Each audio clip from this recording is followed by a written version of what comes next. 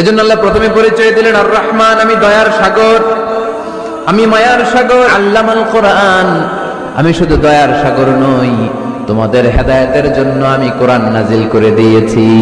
এজন্য দুনিয়াতেও যারা কোরআন শিখায় তাদের মর্যাদা বাড়ায় দেয় কে? বিশ্বনবী বললেন খায়রুকুম মান তাআল্লামাল কোরআন ওয়া আল্লামা, তোমাদের মধ্য থেকে ওই ব্যক্তি আল্লাহর কাছে সবচাইতে বেশি সেরা যে নিজে কোরআন শিখে অন্যরে শিখায়া দেয়।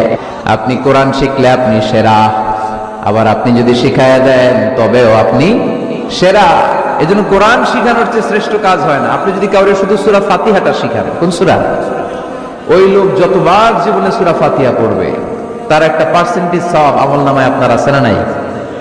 আবার ওই লোক যদি কাউরে এই সূরা ফাতিহাটা শিখায়, আবার যারে শিখালে যদি আবার আরেকজনকে শিখায়, এভাবে যতজনকে শিখাবে প্রত্যেকের সওয়াব থেকে একটা পার্সেন্টেজ সওয়াব আপনার আমলনামায় দিয়ে দিবে কে?